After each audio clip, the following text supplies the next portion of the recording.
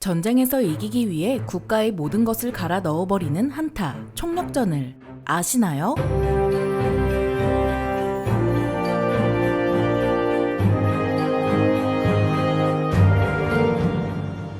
안녕하세요. 지식 스토리입니다. 오늘은 승리를 위해 국가의 모든 역량을 총동원하여 수행하는 총력전에 대해 알아보겠습니다. 역사가 시작된 이후로 전쟁이 없었던 날은 단 일주일이라고 할 만큼 인류는 전쟁을 멈추지 않았고 현재도 전쟁이 진행 중입니다. 우리가 전쟁에 관심이 없더라도 전쟁은 우리에게 항상 관심이 많습니다. 북한과 대치 중인 우리나라만 봐도 알 수 있듯이 전쟁은 먼 나라의 이야기가 아니죠. 드론, 극초음속 미사일 등 첨단 무기가 동원된 현대전은 과거와는 다르게 진행될 거로 보였으나 우크라이나 전쟁에서 드러나듯 첨단 무기가 소진되자 보병과 포병을 주축으로 하는 참호전으로 회귀하고 말았는데요. 이왕 전쟁을 일으킨 거 국력을 총동원해서 첨단 무기를 뽑으면 안 되나 라고 생각할 수 있지만 현대전에 쓰이는 전차, 전투기 등의 첨단 무기는 과거 소련에서 전차를 수만 대 뽑은 것처럼 뽑을 수가 없습니다. 그 이유는 뽑는데 오래 걸리는 탓도 있지만 여기 들어가는 자원을 한 국가에서 충당하는 게 거의 불가능하다는 현실적인 이유가 크죠. 이를 스타크래프트에 빗대어 말하면 국가 혼자서 시스탱크나 레이스를 뽑을 경우 배틀크루저 뽑는 거와 같은 시간과 자원이 든다는 거죠.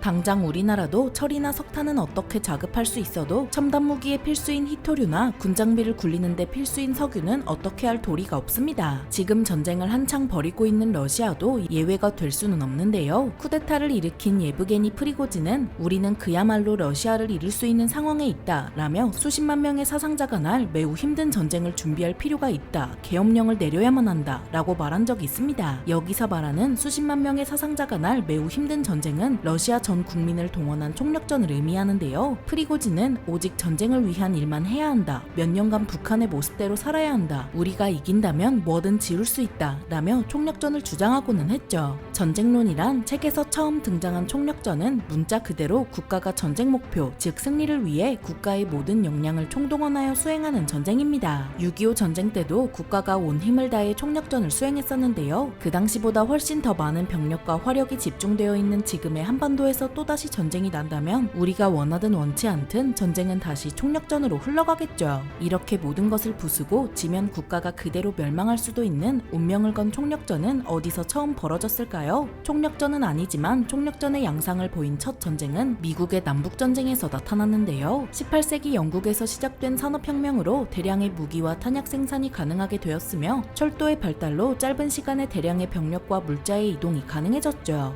이 말인즉 산업혁명과 철도의 발달이 없었다면 총력전 양상이 나타나기 어렵다는 건데요. 대량의 무기와 탄약 생산이 불가능하고 대량의 병력과 물자를 짧은 시간에 옮길 수 없으면 총력전이 성립하기 어렵다는 겁니다. 당시 주 이동수단이었던 말은 달리다 먹고 마시고 쉬기도 해야 했지만 증기기관차는 석탄만 넣어주면 쉬지 않고 얼마든지 달릴 수 있었죠. 노예제 폐지를 두고 벌어진 미국의 남북전쟁에 동원된 병력은 북부가 220만 명, 남부가 100만 명으로 북부가 승리했지만 민간인 포함 총 100만 명이 사망하는 참혹한 결과로 이어졌습니다. 당시 미국을 땅 좀 큰 시골 정도로 여기던 유럽은 남북전쟁에 크게 주목하지 않았고 1914년 6월 세르비아를 방문하던 오스트리아 헝가리 제국의 황태자가 암살당하는 사건으로 1차 세계대전이 발발하게 되는데요. 1914년 8월부터 1918년 11월까지 4년간 진행된 1차 세계대전은 영국, 프랑스, 미국, 러시아로 구성된 협상국이 총 3,450만 명의 병력과 548억 달러의 전쟁 비용을 들였죠. 반면 독일, 오스트리아, 헝가리 제국으로 구성된 동맹국은 이보다 작은 총 2,225만 명의 병력과 246억 달러의 전쟁 비용을 들였고 병력과 자본의 열세는 곧 패배로 이어졌습니다. 1차 세계대전으로 민간인을 포함해 총 2,200만 명이 목숨을 잃고 말았는데요. 너무 큰 숫자라 잘 실감이 안 날 수도 있지만 단 한 번의 전쟁으로 우리나라의 인구의 절반이 죽었다고 생각하면 1차 세계대전이 얼마나 지옥 같았는지 알 수 있습니다. 1차 세계대전은 본격적인 총력전의 시작으로 전쟁에 참여한 국가는 국가가 동원할 수 있는 최대한의 자원을 동원하여 군사작전을 지원했으며 동원할 수 있는 자원이 많은 국가가 전쟁을 유리하게 전개할 수 있었죠. 군사작전 지원을 위해 전쟁에 참여한 국가들은 대규모의 동원뿐만 아니라 막대한 무기와 탄약을 생산하고자 엄청난 전쟁 비용을 치를 수밖에 없었습니다. 이때 전쟁에 참여한 국가들은 총력전을 하게 된 이상 물릴 수 없어 전쟁을 수행하기 위해 정부 조직을 새로 만들고 동원기구를 확대했는데요. 했는데요. 우리나라로 치면 비상대책위원회를 열고 동원령을 선포하는 거죠. 독일은 전 자원을 동원하기 위한 법령의 제정과 전쟁 지속 능력을 확대하는 조직을 신설하는 등의 조치를 했지만 전쟁이 길어지면서 자원 동원 능력이 협상국에 비해 떨어지면서 패배의 원인을 제공하고 말았죠. 이는 자원이 아무리 많아도 이를 필요한 때, 필요한 장소에 짧은 시간에 옮기지 못하면 총력전에서 질 가능성이 커진다는 걸 의미합니다. 독일과 같은 편이었던 오스트리아 헝가리 제국은 오스트리아와 헝가리 등 11개 민족으로 분열되어 전쟁에서의 승리라는 단일 목표에 집중하지 못해 독일과 함께 패배하고 말았죠. 전쟁에 참여한 국가들은 전쟁이 길어짐에 따라 국민의 의식주 해결을 위해 큰 노력을 기울였는데요. 가장 중요한 식량 부족 문제를 해결하기 위해 학교 운동장, 정원 등 모든 공간을 이용하여 국토를 농사짓는 땅으로 만들려 노력했고 작업량에 따라 소요 열량을 계산하고 배급량을 조정하는 방식으로 절약을 강제합니다. 이를 해결하지 못한 독일, 오스트리아, 헝가리 제국은 기아로 인한 폭동과 파업이 사회적 문제가 되고 전쟁에 반대하는 목소리가 커지면서 패전의 원인으로 작용하기까지 했죠. 1차 세계대전에서 협상국이 승리한 이유는 막대한 자원을 군사작전을 위해 동원하고 전시에 적합하게 정부 기능을 조정하는 것도 있겠지만 식량 부족 문제를 해결하는 데 모든 노력을 집중해 국민의 불만을 최소화했기 때문에 가능한 것이었습니다. 그렇게 1차 세계대전이 끝나고 21년이 지나자 유럽에서는 1939년 9월 폴란드 침공으로, 아시아에서는 1941년 12월 일본군의 진주만 공습으로 2차 세계대전이 발발하고 맙니다. 그러니까 운이 나쁘면 1차 세계대전이 끝났을 때 태어나 21살의 나이로 2차 세계대전에 참전했는데 32살에 6.25 전쟁에 참전하는 군대 2번 가는 일이 벌어질 수도 있다는 거죠.